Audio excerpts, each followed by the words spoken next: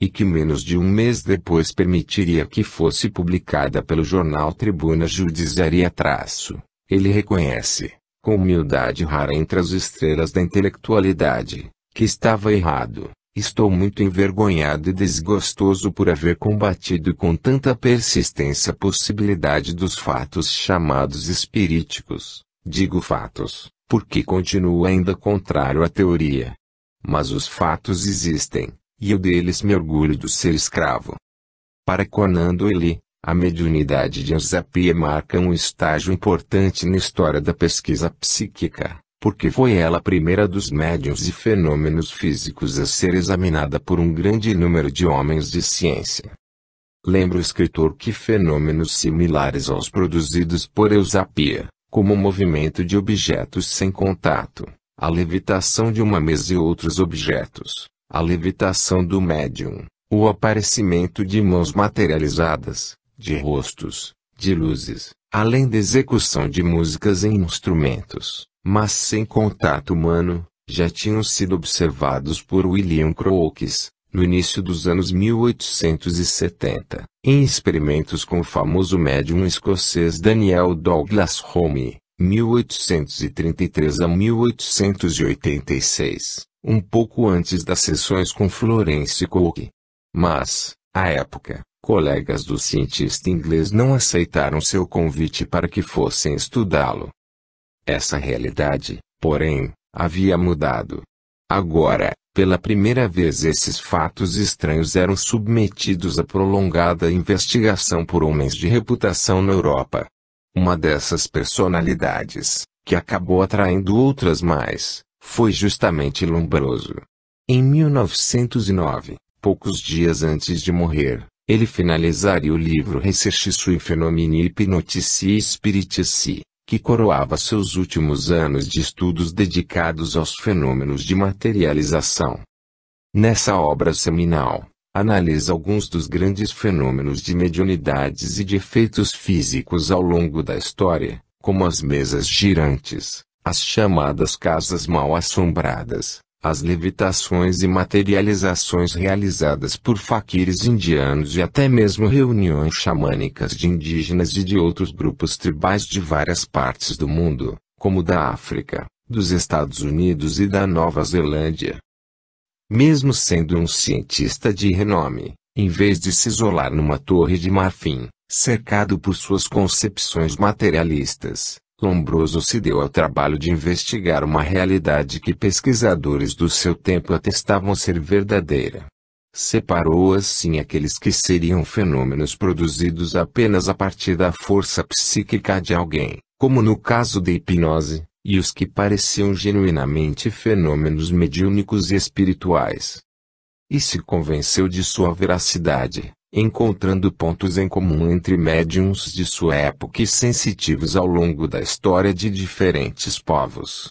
Ora, estes fenômenos, vistos singularmente, parecem justamente inverossímeis, porém surge a grande verossimilhança, por não dizer a certeza, do fato de que se repetem em épocas, em regiões e em nações diversas, sem ligações históricas entre si, e alguns, ao contrário, em completo antagonismo religioso e político. Mais importante, Lombroso não se convenceu de maneira cega, inconsequente, mas apontando acertos e falhas em alguns experimentos e até mesmo na conduta mediúnica de Eusapia, sua principal fonte de estudos. Mesmo tendo presenciado fenômenos estupendos viabilizados por sua força sensitiva, como numa reunião em Milão, em 1892, quando Eusapia a cadeira onde estava sentada começaram a levitar e foram parar em cima de uma mesa ele não se furtava em classificá-la como possuidora de uma cultura de uma paroquiana da última classe, referindo-se à sua precária formação educacional, e capaz de tentar alguns truques quando via falhar seus poderes mediúnicos, como levantar a perna de uma mesa com o joelho ou com o pé. Ingênua, até se deixar iludir e mistificar por qualquer intrigante, ela própria é capaz de mentiras e velhacarias. Conan Doyle, por sua vez, lembra que numa visita que fez à América, Já no declínio de suas forças mediúnicas, Eusapia foi pilhada em alguns truques já apontados por Lombroso, e de tal modo ofendeu os assistentes que estes se afastaram, mas Stuart Weston, o famoso ilusionista, diz que resolveu pôr tudo isto de lado e continuar a sessão, cujo resultado foi uma autêntica materialização. Outra pessoa afirmou que no próprio momento em que a censurava por mover um objeto com a mão, outro objeto, bastante longe dela, moveu-se ao longo da mesa. Para o escritor, o caso de Eusapia é peculiar, pois deve ser dito com mais verdade a seu respeito, do que em relação a qualquer outro médium, que ficou provado que possuía poderes psíquicos e também que, mais do que nenhum outro, aproveitou esses poderes para enganar. Nisto, como sempre, o que conta é o resultado positivo. Incidentes como os ocorridos com Eusapia demonstram que um dos problemas de qualquer investigação sobre fenômenos espirituais é que ninguém, nenhum cientista, nenhum médium, nenhum participante, consegue ter o controle absoluto dos efeitos e do exato momento em que são produzidos. Afinal, está-se lidando com inteligências exteriores, independentes, e não com simples fantoches. Seres que só entram em cena quando eles, e mais ninguém, decidem.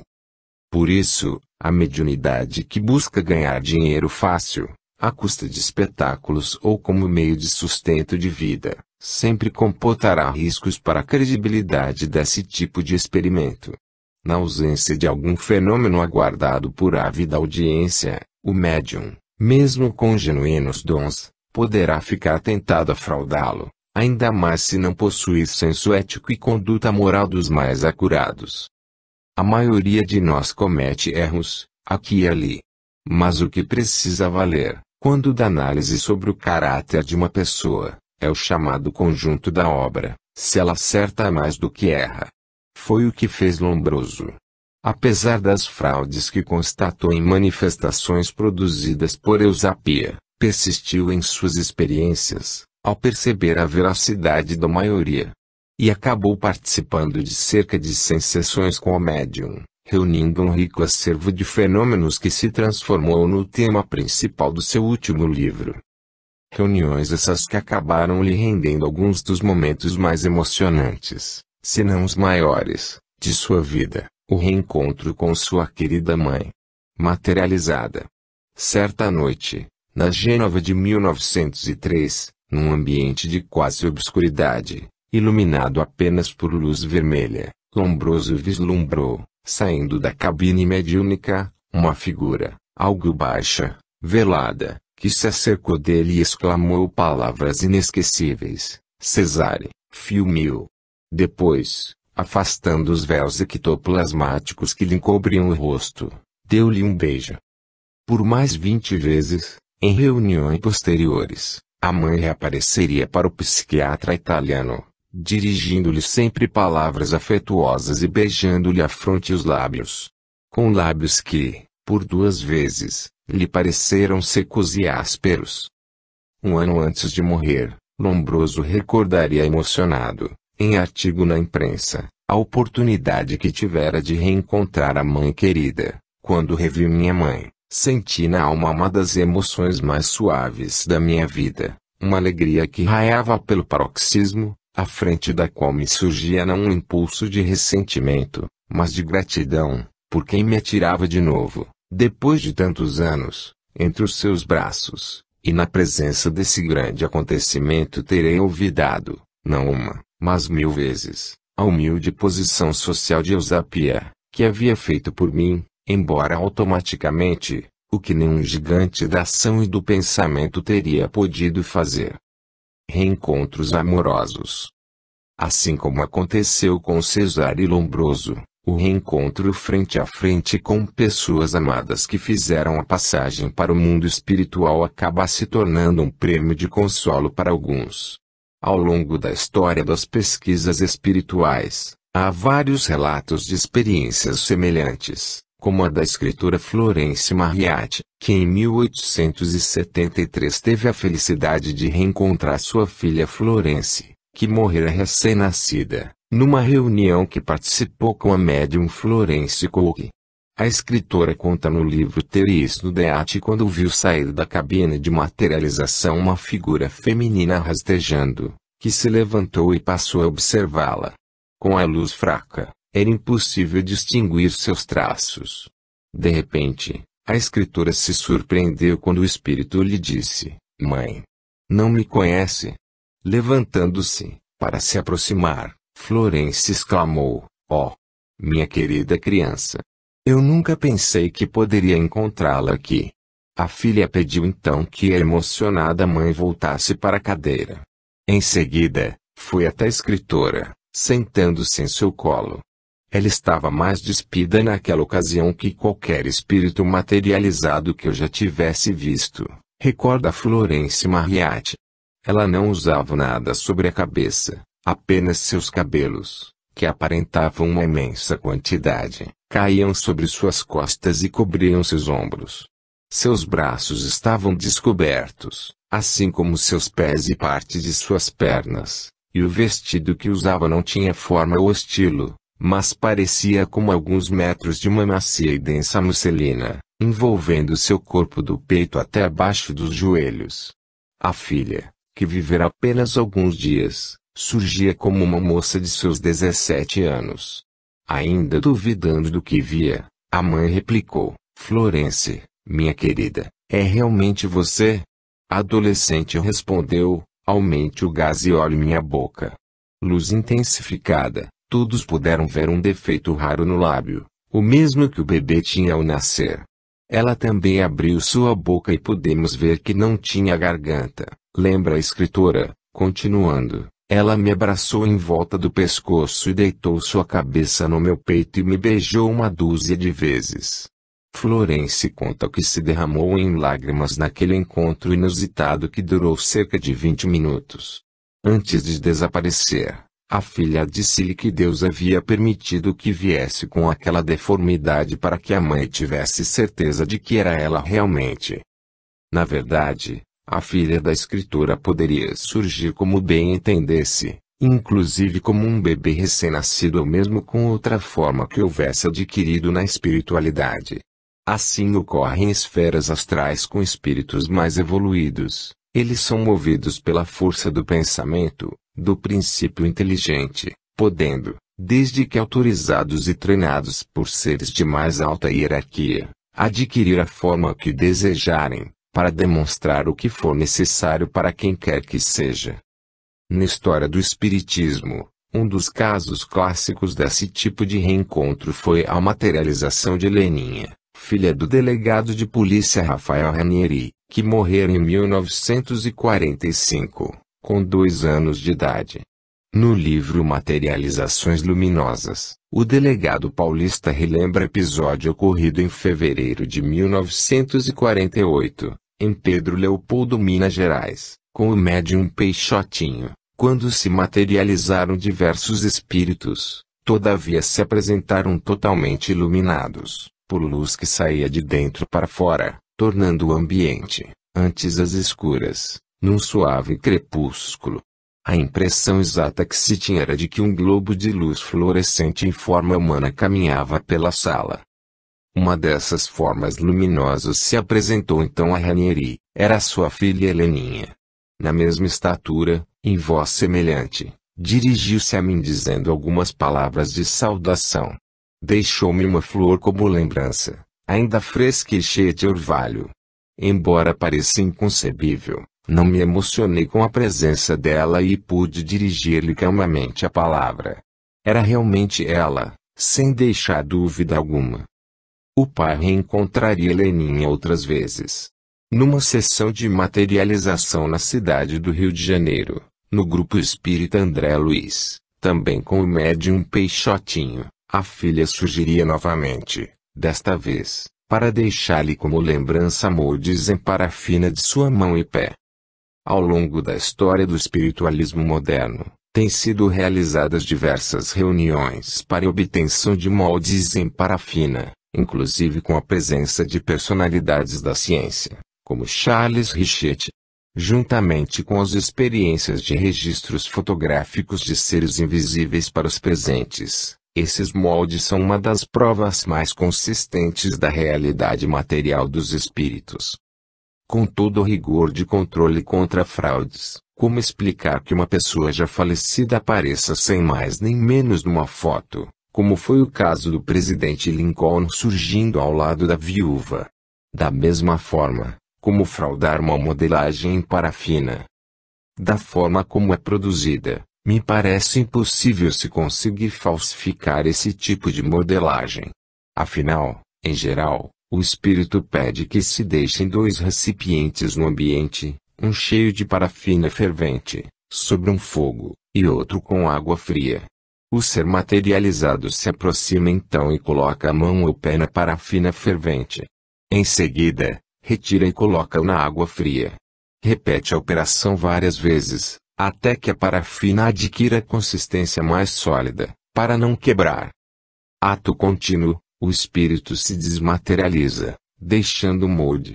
Alguns experimentadores chegam a preenchê-lo depois com gesso, para dar perenidade ao produto, restando a reprodução fiel da mão ou do pé.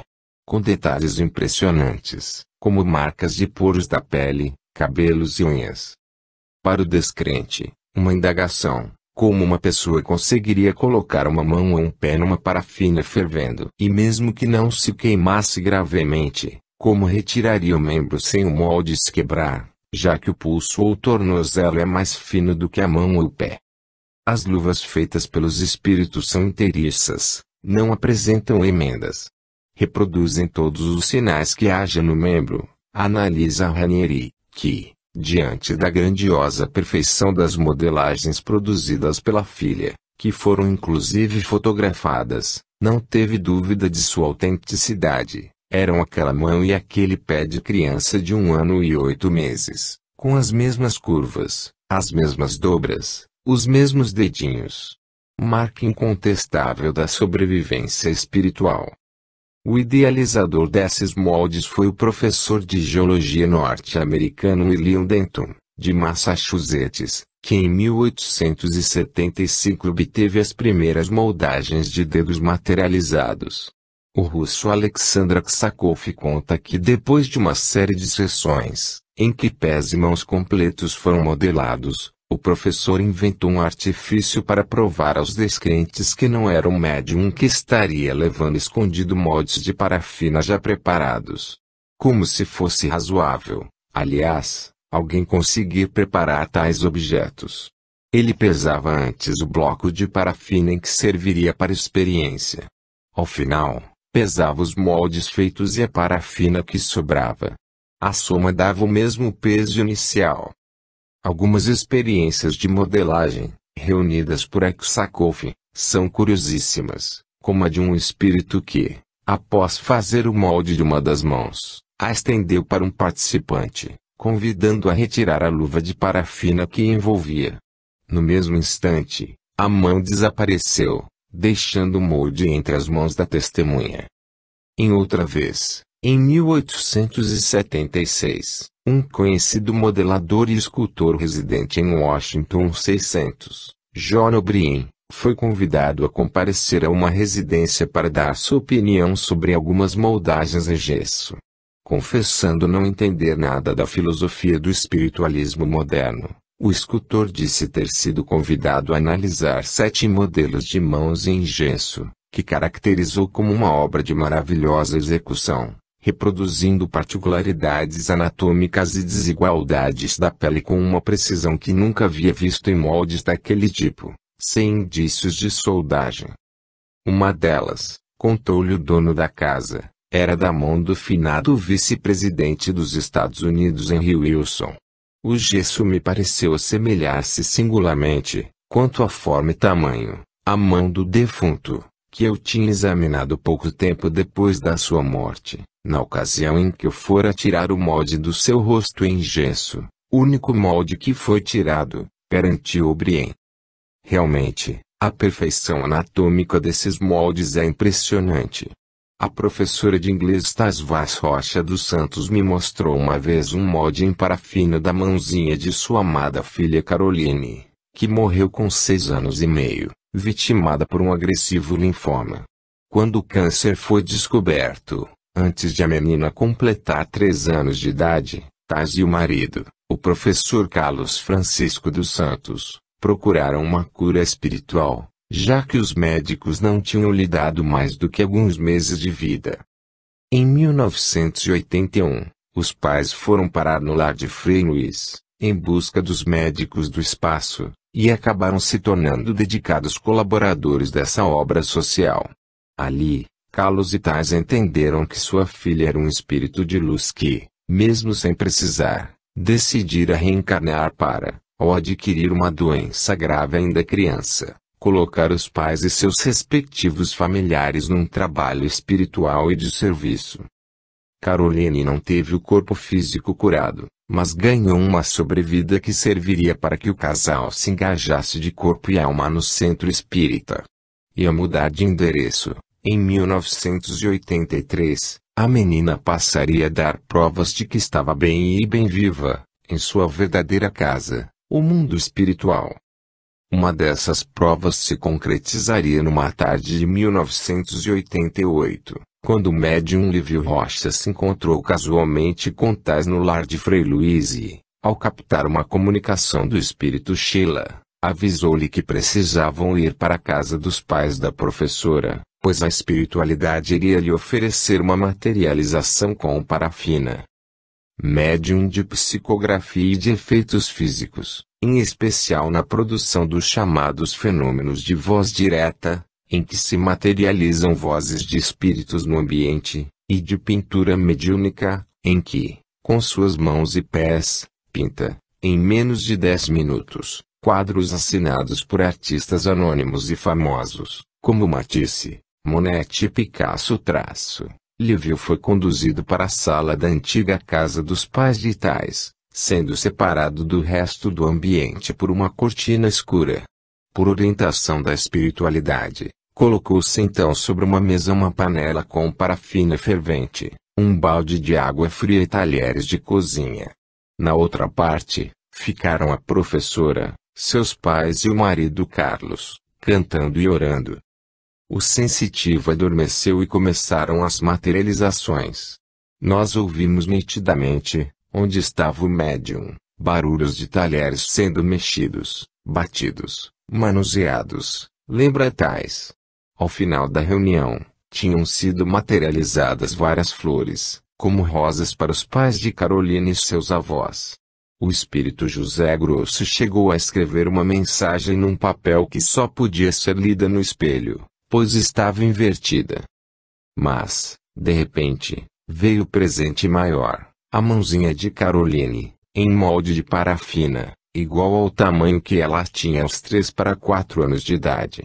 Molde inteiriço que terminava na altura do pulso, com um afunilamento do tamanho de um dedo mindinho. De novo, como fraudar algo tão sutil e perfeito? Na introdução do livro Materializações Luminosas, o delegado Ranieri dá um testemunho de fé sobre os fenômenos que estava abordando. Respeitado profissional da Polícia de São Paulo, ele lembra que era conhecedor da arte de enganar e iludir da bandidagem e que fazia da desconfiança constante a sua maior arma e o seu melhor e mais perfeito instrumento de trabalho. Assim, do alto de sua experiência, acreditava que não tinha sido enganado por ninguém e enfatizava que um testemunho público de uma autoridade honesta tem que ser aceito como qualquer coisa de valor ponderável. Casos de reencontros com pessoas amadas, como os de Ranieri e da escritora inglesa Florence Marryat, são incontáveis. Só para dar um exemplo pessoal, no lar de Frei Luiz, eu estava presente numa reunião em que o avô de uma integrante do grupo se materializou e, além disso, ouvi mais 3 histórias emocionantes de pessoas sérias que reencontraram entes queridos, materializados. 2 das quais já relatei com mais detalhes no meu livro Os Médicos do Espaço, as aparições do menino Luizinho e do psiquiatra Lauro Neva. A terceira foram os reencontros de Thais com a filha Caroline. No grupo da prece, também já fui testemunha do reencontro de algumas pessoas com entes queridos materializados. Obviamente, A emoção que esses episódios despertam é sempre muito intensa, mesmo para pessoas calejadas em sessões de materialização, como a médium de efeitos físicos Marli Campos Moraes, do lar de Frei Luiz, que teve a felicidade de reencontrar o avô amado Oséias Henrique Campos de Souza, o vô Henrique, no sábado 7 de fevereiro de 2004, 4 anos após sua passagem para o mundo espiritual. Eu estava presente nessa reunião e, no escuro, pude ouvir o choro compulsivo de Marli, que depois foi para casa num estado de tamanha emoção que não fazia outra coisa do que chorar. Dias depois da reunião, pedi-lhe que tentasse me descrever com detalhes o que ocorrera. No encerramento da sessão, quando o médico Paulo César Fructuoso, que presidia os trabalhos, solicitou que ela desse seu testemunho para o grupo, Marli mal pronunciou poucas palavras. Eu não conseguia nem falar. Era uma coisa que não dava mesmo para descrever. Eu era a neta predileta dele. Eu chorei o sábado inteiro. O querido avô, que era espírita, surgiu, inesperadamente, quando os trabalhos de cura daquela manhã caminhavam para o fim. Paulo César, ao lado da cabine, percebeu, por trás da cortina, um vulto materializado, o preto velho Jeremias, que lhe pediu para trazer a irmã Marli até a entrada do gabinete porque uma entidade queria conversar com ela. No escuro, o médico chamou Marli por 2 vezes, que demorou um pouco a se levantar da cadeira onde estava traço, enquanto descrevia para o grupo que Jeremias estava ali ao seu lado. De repente, para sua surpresa, foi corrigido pelo espírito. Não, Paulo César, não é mais o Jeremias que está aqui, mas o avô da Marli. Ao se aproximar no escuro do ser materializado, sem enxergar suas feições, a médium começou a tatear o seu rosto carinhosamente, enquanto ouvia sua voz inconfundível. Médium experiente da casa, mulher do sensitivo Gilberto Arruda, ela teve uma reação instintiva, procurando checar se era mesmo seu avô materializado ou se estava incorporado no marido. Mas logo percebeu que não era o corpo de Gilberto, encontrou a mesma careca do vô Henrique, o mesmo nariz, ouviu a mesma voz que tinha quando mais velho, falando com certa dificuldade devido a uma paralisia parcial da boca, provocada por um derrame. Já idoso, o avô não tinha mais dentes, e também esse detalhe anatômico foi constatado por ela sem querer, quando deslizava os dedos por sua face e acabou tocando sua gengiva. Quando fui descendo a mão do nariz, chorando, e o dedo entrou na boca dele, estava sem dentes. Soluçando muito, ela ouviu recados amorosos do avô para a mulher, Elisa, que andava muito adoentada. Diz pra sua avó que eu estou esperando por ela, e que não fique preocupada porque estou orando por ela. Passou também recado para a filha Marlene, mãe de Marli, e fez comentários sobre outros integrantes da família, como o neto Michel.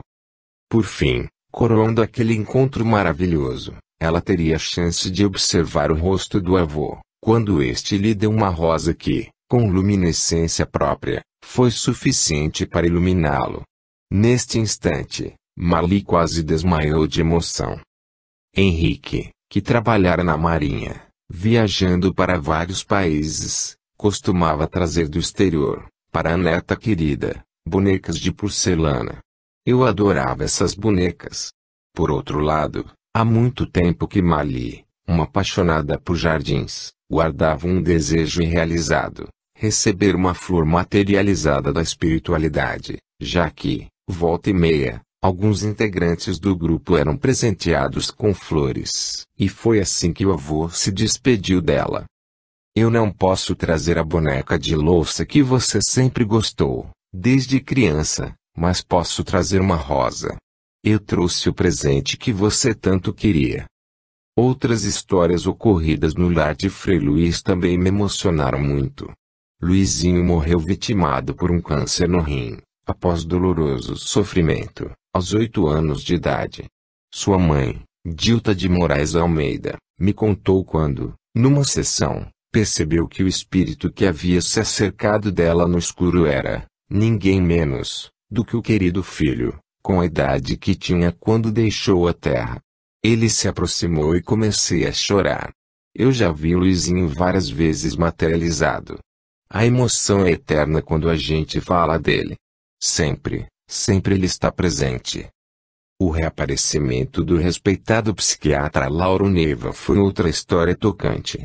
Um dos mais íntimos colaboradores de Rocha Lima no lar de Frei Luiz, ele morreu assassinado durante um assalto à sua casa em Ipanema, no Rio de Janeiro, em 1974, numa reunião pelo seu aniversário de 70 anos. 7 anos depois, um dia após a data de aniversário do seu casamento, sua mulher, Alva Coeli de Castro Neiva, 1914 a 2012, a Celinha, estava numa sessão de materialização quando, no escuro, um ser alto, iluminado em várias cores, com os traços do rosto sem nitidez, coberto por um manto ectoplasmático, se aproximou e pegou sua mão, beijando-a. "Irmão, você quem é?" perguntou Celinha, ouvindo então uma voz meiga, inconfundível. Eu sou Lauro, minha Celinha." Aquilo foi demais para ela. Aí, pronto, eu comecei a chorar, a chorar. Ele pegava minha mão, ele beijava a minha testa, eu pegava a mão dele e beijava também. A gente não pode pegar, mas não sei. O instinto, a minha alegria foi tão grande, que eu não pude conter essas coisas. Foi quando lembrou a marido que, na véspera, havia sido aniversário de casamento dos dois. "Eu sei, minha querida Celinha, e é por isso que vim aqui te dar um beijo. Eu que, como muitos, já tive que me despedir mais cedo de pessoas queridas, ainda guardo, com olhos marejados, essas palavras que ouvi de Celinha. É uma beleza a gente saber que a vida não acaba, que mais tarde a gente vai se encontrar, não é mesmo?" Ela, que já teve o privilégio de ser presenteada com outros encontros com o marido materializado, chegou a contar essa história comovente, em novembro de 2000, para milhões de telespectadores, no programa Fantástico, da Rede Globo de televisão, um dos campeões de audiência no Brasil. De tão emocionado com o encontro e a entrevista de Celinha, o repórter André Luiz Azevedo me diria, anos depois, que costumava repetir sempre essa história quando fazia alguma palestra sobre jornalismo para estudantes. Mas como estudioso de fenômenos da espiritualidade, o que mais me impressionou nessas histórias ocorridas no lar de Frei Luiz foi a rapidez com que Caroline, filha de Carlos Zitais, se dedicou a esse tipo de experimento. Logo após fazer a passagem, em 1983, a menina se materializaria por 4 vezes. Anos depois, em 1996, voltaria a aparecer, às vésperas da data do que seria seu aniversário de 20 anos. Como uma boa professora, que sabe melhor do que ninguém o quanto a memória é fraca, que detalhes importantes acabam esquecidos com o passar dos anos, Tais chegava em casa, ao final de cada reunião, e anotava tudo. Ainda com a memória fresca, registrava, como uma repórter diligente, datas, falas, imagens dos fenômenos, emoções. Caroline mudou para o mundo invisível em 15 de abril de 1983. Após sua passagem, Rocha Lima foi orientado pelo próprio Frei Luiz a colocar Carlos e Tais sentados ao lado da cabine mediúnica, inclusive autorizando a mãe a portar um pequeno gravador, pois Caroline iria se materializar. De fato, em 21 de maio, pouco depois de um mês, ela surgiria dentro da cabine de materialização. Mas não conseguiu ir muito longe. O médico do espaço Frederic von Steen diria depois para Tais que ela escapara do gabinete, tentando ir até a mãe, mas que ele teve que pegá-la de volta, pois Caroline ainda não estava pronta. Em 13 de agosto, ela voltaria a se materializar, mas se acercou dos pais sem se auto-iluminar, sem se deixar ver. Na escuridão, a mãe sentiu uma mãozinha mexendo nos seus dedos do pé direito, estendido à frente, numa banqueta. Aproximou então o gravador da área em volta dos pés e perguntou baixinho, muito emocionada: "É você, filha?" Em uma gravação de pouca qualidade, prejudicada por uma música de fundo, dá para ouvir rapidamente uma voz esmaecida falando: "Mamãe querida, mamãezinha." Antes de se desmaterializar, a menininha ainda jogaria um lindo galho com 2 grandes botões de rosas vermelhas no colo de Thais. Uma para mim, outra para o Carlos. Numa terceira vez, em 18 de setembro, a menina se materializaria pela primeira vez se auto-iluminando. Logo que ela se corporificou dentro da cabine mediúnica, Rocha Lima, que presidia a reunião de uma poltrona em frente à entrada, percebeu um vulto e avisou para todos, com sua voz grave: "Uma entidade está ajoelhada orando atrás da cortina, emitindo luz azul de seu plexo solar, típica de espíritos altamente evoluídos." A mãe pressentiu então que era Caroline, mas apenas conseguiria vê-la de costas, já que a menina, ao sair da cabine, se dirigiu para Rocha Lima, ajoelhando-se e pedindo sua bênção. O presidente do centro disse então: "Deus te abençoe." É Caroline completamente materializada. Ela manda um beijinho para o papai e para a mamãe, para o vovô e para a vovó. A menina então se desmaterializou. Ela se materializaria pela 4ª vez em 12 de novembro. Caroline não se auto-iluminou, mas foi até a mãe. Ela me afagou tudo e me deu uma imensa rosa chá, aberta e fresca. Me apalpou os braços, pegou com força meu pé esquerdo, e senti o tamanho de sua mãozinha, ouvi sua voz. Então ela chorou, deu um soluço. A emoção foi tão grande que ela se desmaterializou. Carlos e os outros integrantes do grupo, como o coronel aviador Paulo Rui Portela, também ouviram o choro de Caroline. Paulo Rui inclusive sentiu o manto ectoplasmático da menina se prendendo rapidamente em um dos seus dedos do pé. Na 5ª vez em que se materializou, no sábado 10 de outubro de 1996, próximo de 2 de novembro, quando faria 20 anos, a filha de Carlos e Thais escolheu um corpo mais maduro para aparecer. Veio como uma mocinha na altura de seus 20 anos. Thais demorou um pouco para perceber a identidade do ser iluminado que se postou junto dela. O médico Ronaldo Gazola, que presidia a sessão, havia pedido que a professora fizesse uma prece, para ajudar na harmonização do ambiente. Logo depois, concentrada, de olhos fechados, em meio à escuridão, Thais teve a atenção desviada por um tapinha de uma amiga no ombro, que estava sentada ao lado.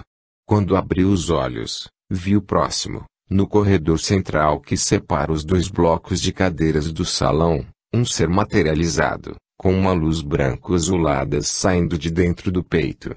Estava vestida como se fosse Santa Rita de Cássia, com aquele manto que cobre o rosto, como se fosse uma freirinha, ocultando em parte suas feições. Sem reconhecer a filha, a primeira reação de Thais foi se prostrar de joelhos no chão, voltando-se para aquele espírito que se chegava até ela. Muito emocionada, pediu então, juntando as palmas das mãos à frente, como sinal de carinho, que levasse todo o seu amor a Carolina e a sua mãe, que à época também já havia feito a passagem para o mundo espiritual. A entidade fazia largos gestos de assentimento com a cabeça.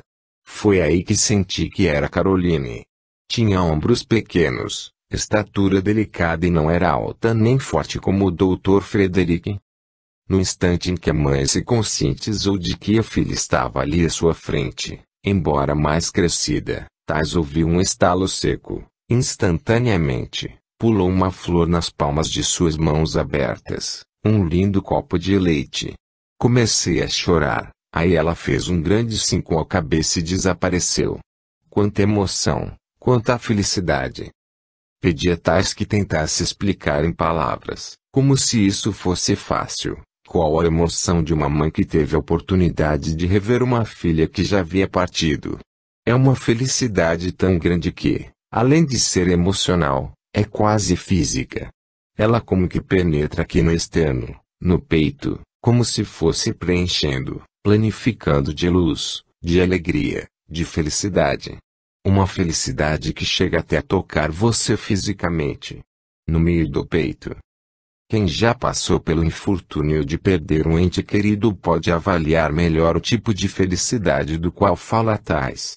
Outro tocante exemplo desse sentimento profundo se encontra no livro Trabalho dos Mortos, de Nogueira de Faria, em que é relatada uma série de 4 sessões de materializações realizada em Belém do Pará, em 1921, com a médium Ana Prado.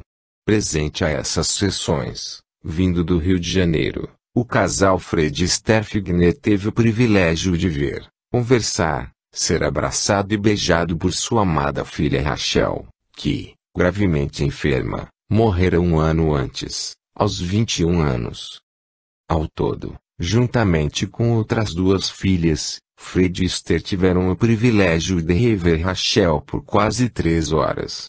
Após essas sessões, que repercutiram no Estado, o empresário espírita Fred Figner assinalou com a certeza de pai, em emocionado depoimento ao jornal Folha do Norte: Rachel vive.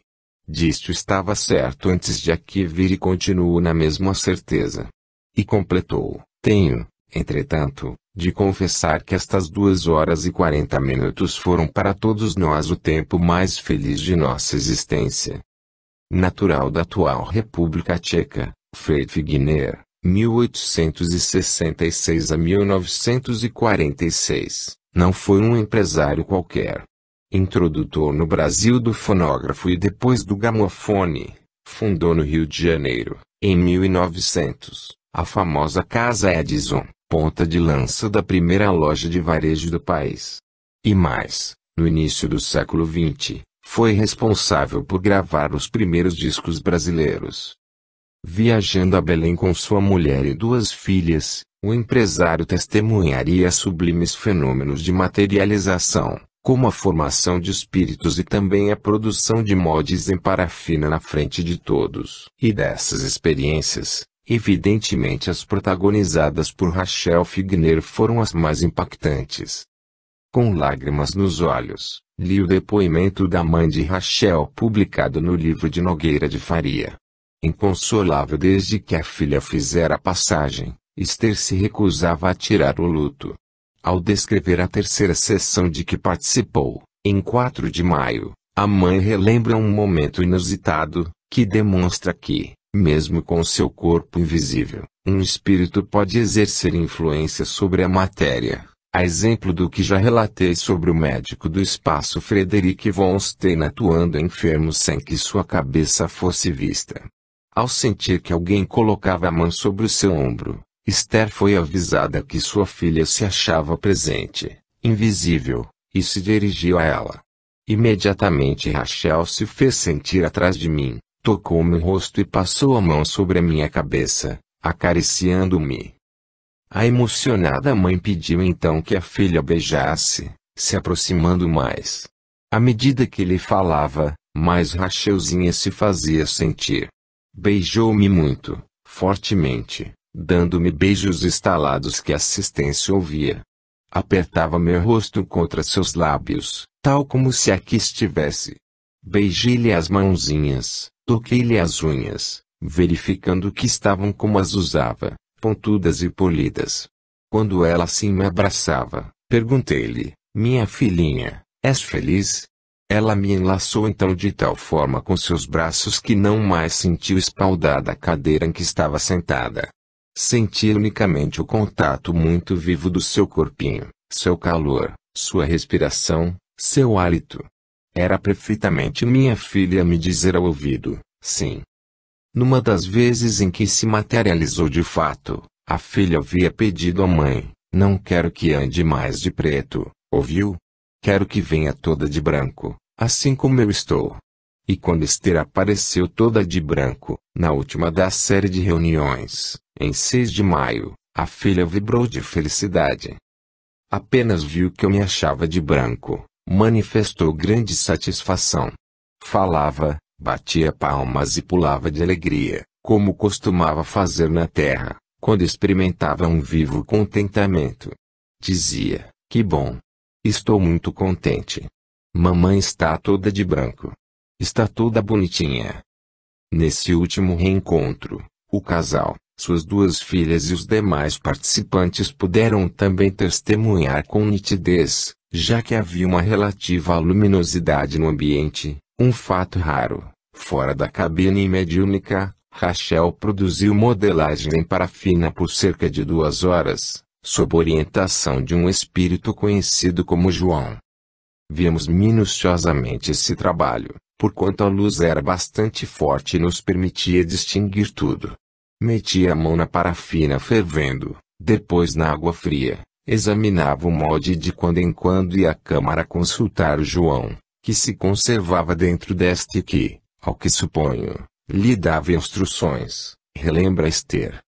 Num certo momento, a filha foi até a mãe, colocando sua mãozinha enluvada de parafina dentro de sua mão, para que sentisse a diferença de temperatura, fazendo depois o mesmo com o pai.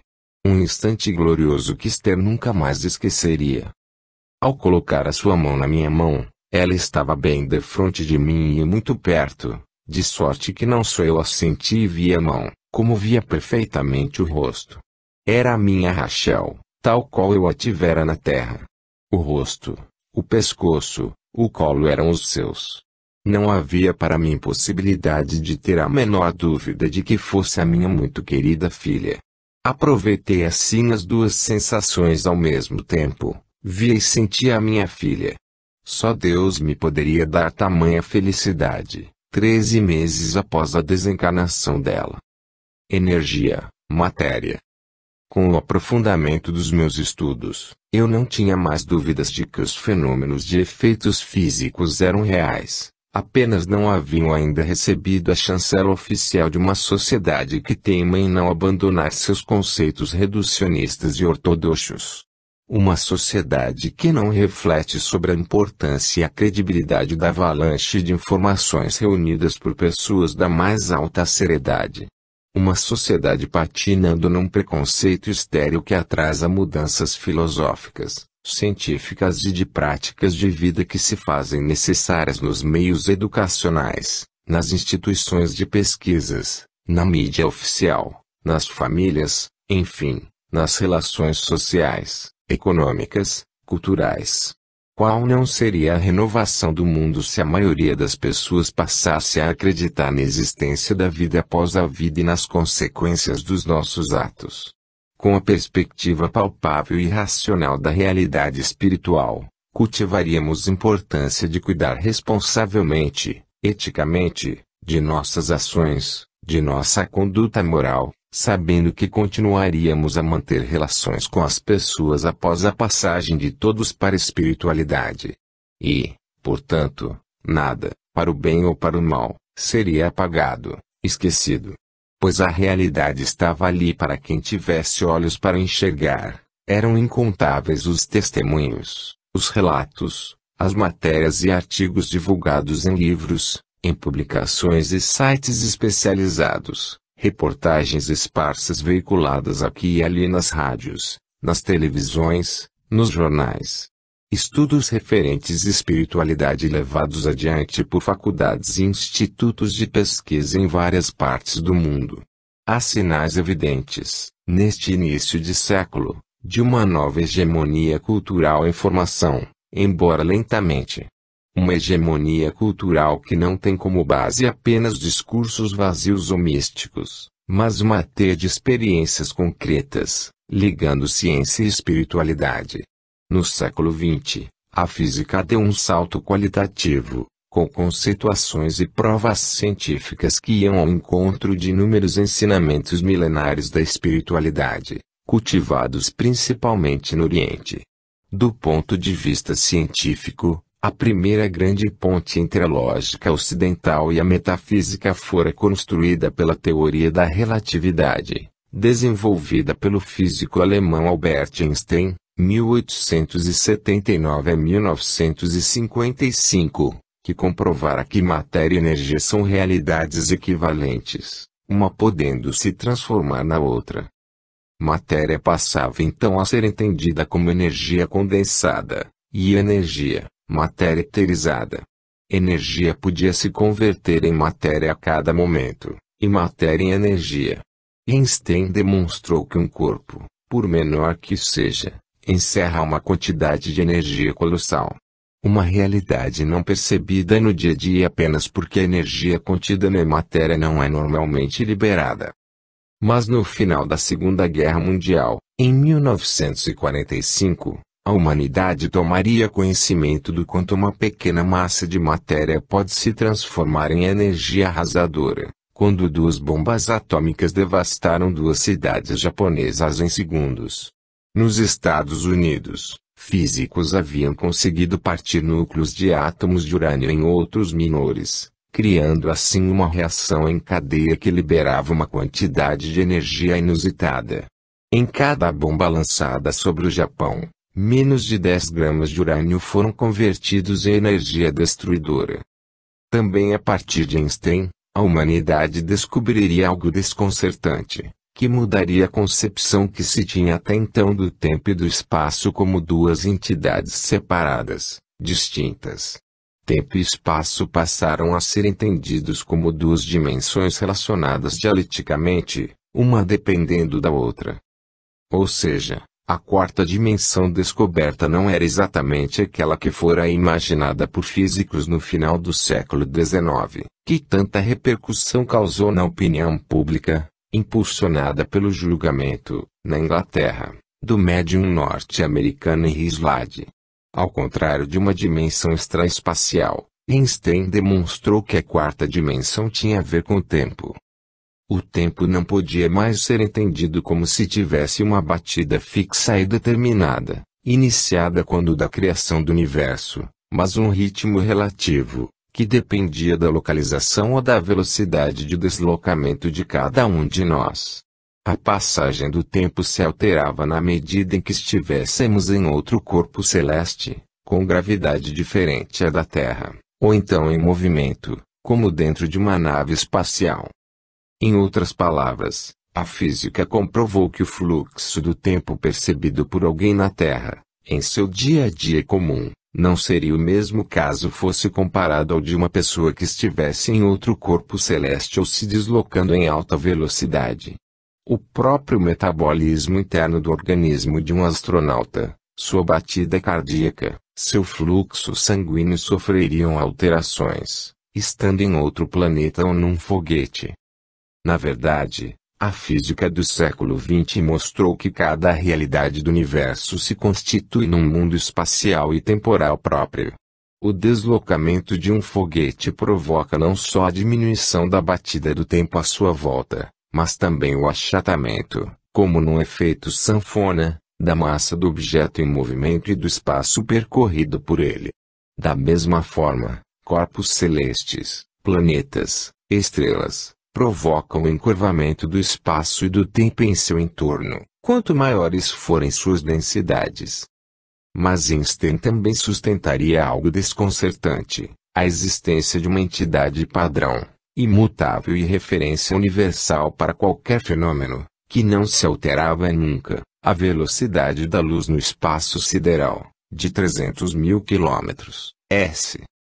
A famosa equação matemática desenvolvida por Einstein, I é igual a mc2, energia é igual a massa vezes o quadrado da velocidade da luz, revelou não apenas a imensa quantidade de energia encerrada numa pequena quantidade de massa, pois C2 é um número absurdamente alto. Revelou ainda que nenhum objeto podia se igualar à velocidade da luz. Einstein descobriu que quanto maior a velocidade de deslocamento de um corpo, ele se torna mais achatado e mais denso, ganhando mais e mais massa. Isto porque a energia necessária para seu aceleramento vai se transformando em massa. Portanto, se fosse possível um objeto físico se aproximar da velocidade da luz, mais sua massa se tornaria infinita, demandando cada vez mais energia de aceleração para se movimentar, que tenderia assim ao infinito. Algo que para Einstein seria impossível de acontecer, daí sua conclusão de que nada se igualaria à velocidade da luz. Mas seria algo impossível mesmo ou se trata apenas de um fenômeno ainda desconhecido pela física moderna? Na realidade, Einstein abriu apenas uma fresta de um mundo misterioso. Mas é muito mais por ser descoberto ou melhor explicado. Os chamados fenômenos de efeitos físicos, como o deslocamento instantâneo de objetos de um canto a outro do planeta, indicam que a física do futuro acabará inclusive derrubando o maior cânone da teoria da relatividade, a categoria absoluta da luz, o postulado de que nada pode igualar ou ultrapassar a velocidade da luz ou mesmo que sua velocidade máxima é de 300 mil km/s. Aliás, algumas teorias da física desenvolvidas nos últimos anos já apontam inclusive para a possibilidade de velocidades da luz maiores do que a de 300 mil km/s. De qualquer forma, a relatividade continua tão revolucionária que provoca especulações que formam uma base lógica, ao lado da mecânica quântica, para se começar a explicar realidades de dimensões extrafísicas paralelas às conhecidas atualmente.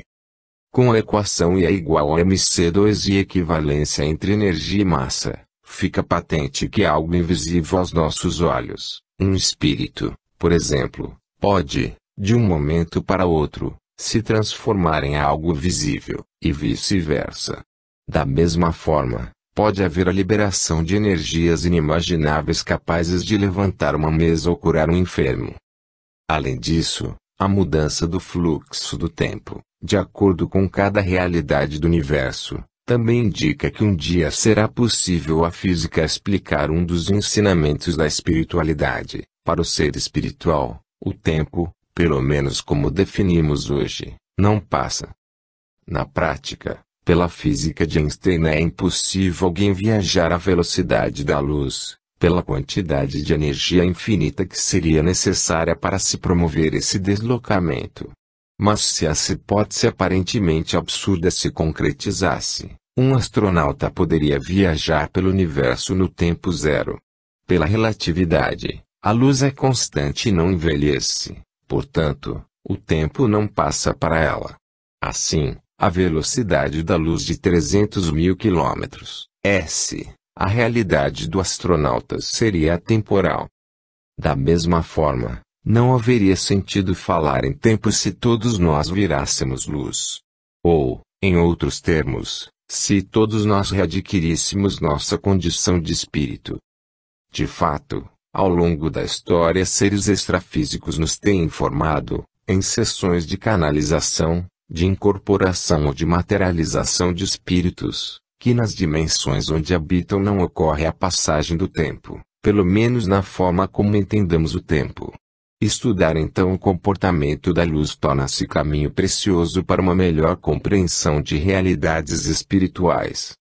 A física do século XX teve papel fundamental na história da humanidade, abrindo as portas da ciência para que o mundo do invisível pudesse começar a ser explicado de uma maneira mais racional. Não que tenha comprovado a realidade espiritual ou que exista vida após a morte, como se apressam em afirmar alguns doutores da espiritualidade. A física não forneceu ainda essa prova, mas, à medida que evolui, valida cientificamente, veja só que coincidência, ensinamentos religiosos ancestrais, como a relação matéria, energia e a realidade atemporal do extrafísico. Jamais teremos condições de conhecer o universo, o todo, o incognoscível.